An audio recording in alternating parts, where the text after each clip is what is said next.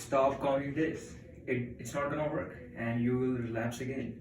Hello everybody, this is Abhay and today I'm going to dive into 5 strategies to deal with addiction effectively.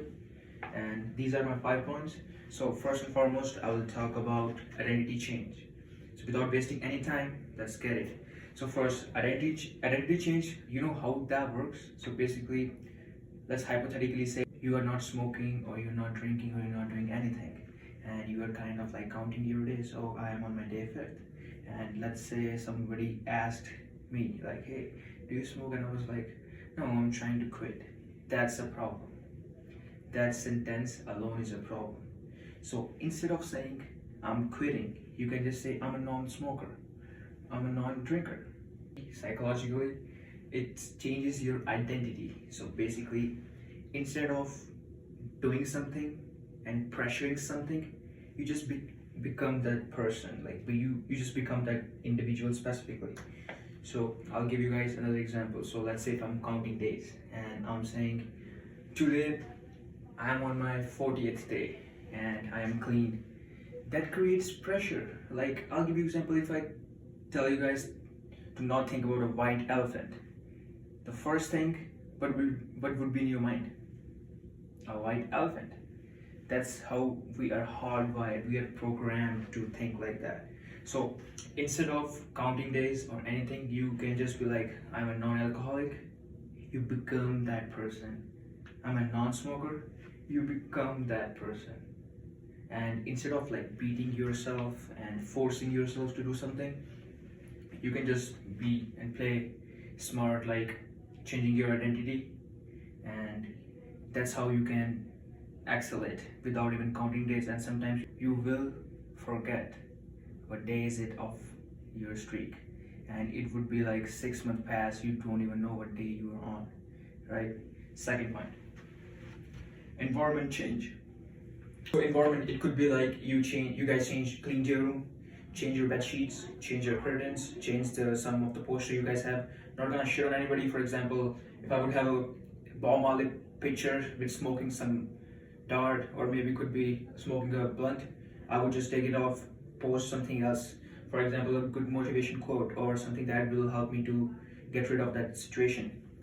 And also it could be like changing anything in your house psychologically, and because it can help you to deal with the time when you are all alone by yourself or when you are just feeling bored and then the craving is hitting you, and you'll be like, you have that eye on that code, you'll be like, okay, finally, so I'm not gonna go that way, and because my identity has been changed.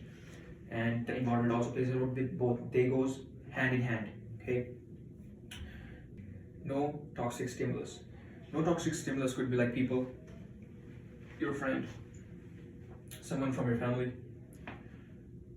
someone, your ex, your next. It could be anybody.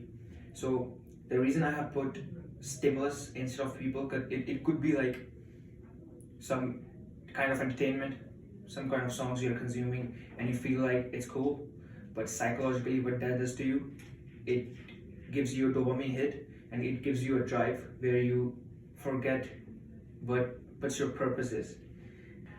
And with toxic stimulus, you just get self-aware of it, like, so this thing triggers me and I feel like this, and that's when I want to do that. So see, it's a whole loop.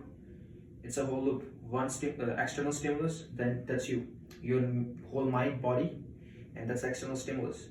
When you consume that stimulus, like it could be hearing, listening, watching, you get a psychological rush in your brain. It could be a dopamine rush, serotonin, oxytocin, it could be anything. To get your brain's graph up, you get that thing. So I'll give you guys an example. Let's say sometimes you guys like to smoke or drink with a specific kind of music.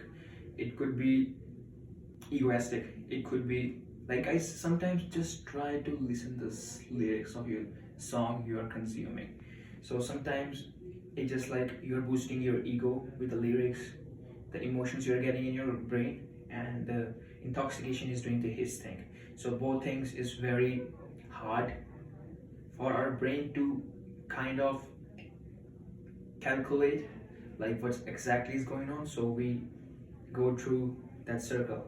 So by tackling the external stimulus, change your playlist, change your movies, like what you were consuming before, change your taste, change the people you were hanging out before. If you feel like this person tells me, hey, let's go party, do party, you will like just learn to say no.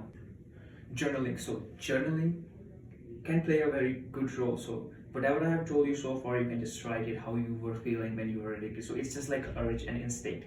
Let's say if you're young, you're more like instinctive. You more run on your brain and mind. So you don't have that kind of self-control and awareness. Because everything you're feeling is new to you. All the hormones, everything, your mind is still developing, and you don't have a life experience because it's your first time being 20, right? Or it could be 22. Our brain, it develops till age of 25. The prefrontal cortex is the main decision maker, and it helps you to make and comes with strategies and all that stuff. So whenever we get intoxicated, we get to our survival mode. So amygdala is also often called like reptile mind. So basically at that time it runs us. So it's not that aware to make decision. And so have you ever feel when you're in fight and flight mode, you get constantly the toxic thoughts? So basically that's your amygdala. So sometimes you also feel like whenever you have a toxic thought, your prefrontal cortex, if it's activated, you can think clearly. You be like, it's just a thought, it just goes like a cloud, right?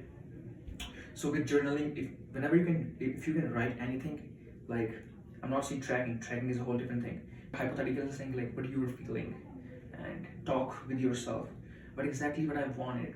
Why this stimulus? Like if you get addicted at the age of, let's say 14, before 14 you were something, and let's say if you are a 20-year-old, you got addicted because you had these specific friends. They tell you, let's binge drink in morning, and you'll be like I don't like it, but just to fit in and all that stuff. So fit in is the part you can write in your journal. Fit in, peer pressure, that led me to do that thing. So you will get more self-aware about your own self, like what triggers you, what kind of things your body and mind wants, craves, basically, because you did some changes in it. And that's how you can get self-aware of it, and that's how you can also see your journal. Okay, this is my stock, so this is that's how I feel, that's how I dealt with it. Day by day, with repetition and again, you will just come out of it. You won't even feel it. Proper food and water. So diet plays 70% role in our body. Basically anything we consume, same as intoxication. If we are consuming intoxication, we are playing with our mind and body. So with a good food and diet, it could be like you're drinking 4 liters of water every day. So deprivation of food and water. So whenever you're working hard and you feel you're thirsty, you're dehydrated, it triggers your craving, because that's when your amygdala comes first. So because you're hungry, and whenever you're hungry, your brain scans for outside validation, dopamine. So let's say if I'm hungry, I will get dopamine from outside. Let's say like bitching about people. It could be anything. So why are you doing that? Just because you're out of your food and water. So food and water with the moderate amount of carbs, good protein, you can rebuild your body. And eat water, good food, less in sugar, less carbs, like specifically like sugar, because it's also a substance. Anything that can change your behavior is a substance, from sugar, coffee, marijuana, liquor, methamphetamine, codeine, fentanyl, anything. Whatever changes your behavior, it's a substance in the end of the day. So from lowering your sugar, you can get a stable graph. For example, let's say you wake up at 7 a.m. You get your first sugar dose at 8 a.m. and by the end of 11, you will feel very low. You know why? Because you had the substance in your body. You felt happy because you were consuming sugar. And similar with the coffee, if you're taking coffee at 8 a.m., you feel very energetic. Your adrenaline is going touching the ceiling, and when it's like 12 or 1, you feel that dip. That's what substance does. It inclines your brain growth and it also declines it. So rather than, you should guys, when you're recovering from something, just avoid those things and play smart, not hard, like right. Don't beat yourself. And whenever you're counting, it creates basically like pressure in your body and mind. Like you are doing something, you make it a challenge. It's not even a challenge. Just play smart. And like embrace little bit boredom with it. Like it's fine to feel bored, it's fine not to be happy all the time. Like happiness is also kind of substance, you know, like when you're more happy in life and after that a period of time you feel sadness. So that's how it goes. Chase peace for some time to be stable. So that's all. I have everything for you guys today. So these 5 points, I do have other points that I will post in another video. And yeah, stay strong, play smart, not hard. You can do it.